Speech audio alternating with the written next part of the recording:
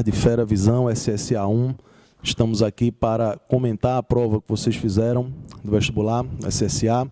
E aí a gente tem a prova de Física, que foi uma prova muito bem elaborada, muito bem feita pela banca, uma prova que contemplou os principais assuntos que foram trabalhados em sala de aula, apenas de se chamar a atenção que a gente tem aí uma única questãozinha, na verdade duas questõezinhas com certa contextualização. As demais questões elas são mais questões conteudistas, digamos assim, de fato, tá? Diferentemente das provas mais modernas, como a do Enem, por exemplo. E aí a gente começa a prova, logo na questão 23, com uma questão muito mais de raciocínio lógico do que de física propriamente dita, já que é uma questãozinha que fala sobre os pixels, né, de uma tela de TV, por exemplo, e da área dessa tela de TV, e ele pede para a gente a densidade superficial desses pixels.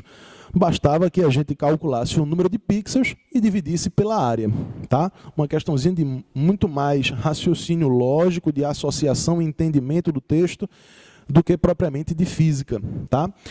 A gente chega na questão 24, uma questãozinha de teorema do impulso. Precisávamos apenas ficar atentos que o impulso é uma grandeza vetorial e, portanto, deve ser tratada como tal.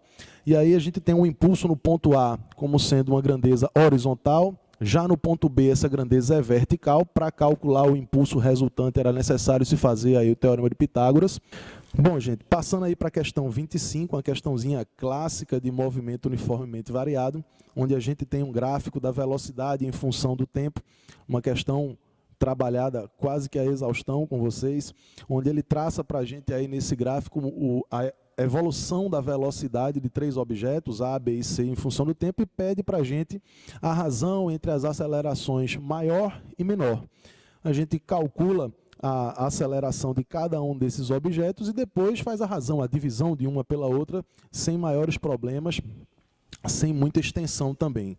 Chegando na questão 26, a gente encontra uma questão já mais interessante, uma questão onde a gente vai relacionar aí a conservação da energia com as forças em trajetórias circulares, mais especificamente a força centrípeta, onde primeiro a gente deveria fazer a conservação da energia entre o ponto em que a esfera está mais acima e depois em que ela está mais abaixo.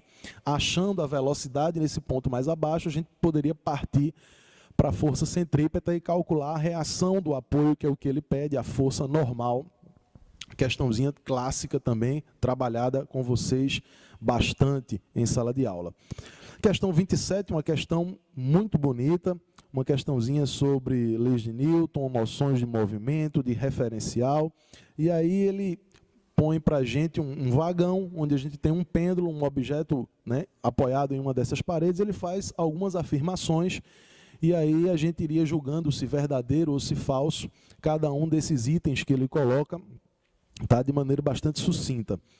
Passando à questão 28, uma questãozinha clássica de leis de Kepler, tá? Da lei da gravitação, aí, regendo aí a gravitação universal.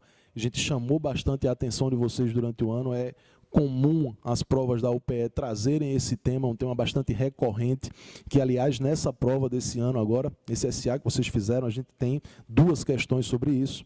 E aí essa questão 28 é uma questãozinha teórica sobre as leis de Kepler, onde ele faz algumas afirmações, a gente precisa julgar aquela que é verdadeira, e a gente encontra isso aí, onde ele diz que a linha que liga um planeta ao Sol varre áreas iguais em tempos iguais, é a lei das áreas. Tá? Então, passando à questão 29, ainda também sobre gravitação universal, a gente tem aí a primeira questãozinha contextualizada da prova, uma questão sobre velocidade orbital.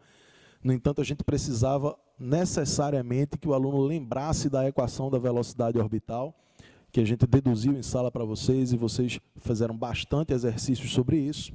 Adiante, a gente tem uma questão especificamente sobre sistemas dissipativos, onde a gente tem energia potencial elástica, cinética, gravitacional, mas tem também o trabalho realizado pela força de atrito, e a gente precisa calcular exatamente esse trabalho que é pedido para a gente. Então, tem um sistemazinho dissipativo, onde há perda, dissipação da energia através da realização do trabalho da força de atrito.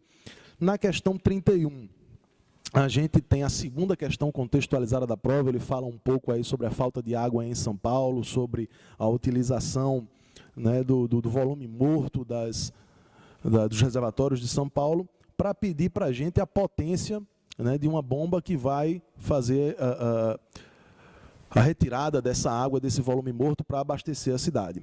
E na última questão, talvez aí a gente tenha uma questãozinha mais trabalhosa da prova, a questão de número 32, uma questão sobre colisões, onde a gente precisava fazer aí conservação de energia, conservação da quantidade de movimento, para finalmente terminar a questão, concluir a prova também, calculando esse coeficiente de restituição.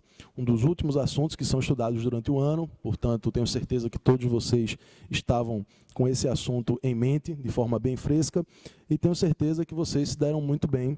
A gente trabalhou bastante a esses assuntos, agora é esperar sair o resultado para a gente comemorar junto. Valeu, fera!